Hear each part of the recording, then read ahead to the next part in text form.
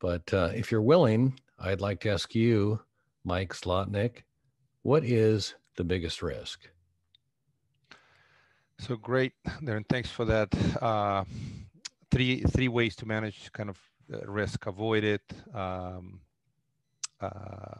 mitigate it, and obviously transfer it. Uh, when I grew up being a mathematician, so we've looked at risk too, and I've learned there's two elements to risk. Number one, it's likelihood. Number two is impact. So what I do is I look at risks and try to figure that out. So likelihood and impact are the two key variables that drive all the decisions. And I would say the number one risk on a grand scale of things, and for the entire real estate market. And I think about it. It's not necessarily my biggest fear because I feel that the impact is huge and the likelihood is low, very low, but the interest rate's going up a lot.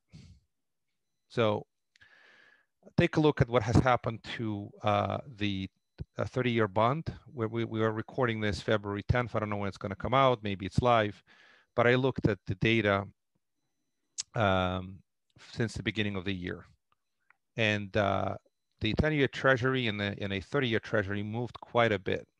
The yields have gone on a 10-year from 0.94 up to 118, if I maybe it's fluctuating obviously, on a 30-year from 1.66 to 1.9697, in that range. And these are very substantial moves. If you are a bond investor, you lost 20, maybe even more % of your investment in 30 days. This is how sensitive this stuff is. And the whole real estate industry is heavily dependent on low interest rates. It's like a fuel. When the rates drop, it's a fuel for real estate fire. When the rates climb, cost of capital goes up, cap rates go up.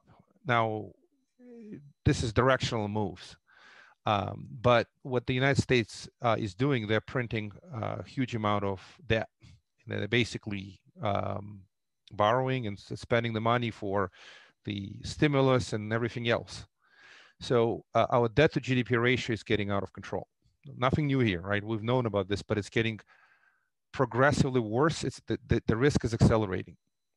So there's only one solution, unfortunately, that we've seen it in the world out there. It's the Japan model. The rate's going to go negative. Now, as crazy as it sounds, it's the opposite of the risk that I'm talking about. So if the rates go negative, it probably will be pretty good for a lot of real estate investors, as the cost of capital will drop. But there's also a possibility of effectively runaway inflation as the government continues to spend without the brakes. Unless Fed comes in, it's basically a manipulation of rates. The Fed has an unlimited checkbook, and they can buy all the bonds that are issued by the Treasury and push other rates down. But at that point, what do we have? We have a central bank that buys everything just to get the rates to the point where they can service the debt on the liabilities of the United States government, unfunded liabilities plus the real debt. So the problem is this could turn into a runaway hyperinflation, and the rates will actually jump substantially. And it happens, it will be essentially massive devaluation of the dollar, and it can happen. I've seen other countries do this. So the strategy of artificially keep the rates lower and lower and lower, it works until it doesn't. And if it doesn't, there comes a cliff, and that cliff triggers hyperinflation, and it could cause substantial grief on the all the lines, everything rolling. The debt service, it'll be massive squeeze because of the debt to GDP ratio is so out of control that if the rates climb, we have a massive collapse of the oversized debt portfolio, the whole national debt plus all the private debt. So it's a possibility, it's a risk. What can you do about it? It's hard. It's hard to come up with a great strategy. Obviously, likelihood is pretty low. I do think that the Fed will not let that happen in the long run. It's just they can't. I mean, we're going to have a bigger crisis, a different type of crisis than we're dealing with now.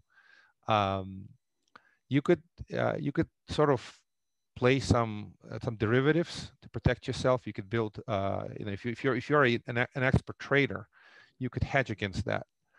But in the short run, I would essentially caution people who don't think the rates can go up. They actually can, and they are showing some movement today.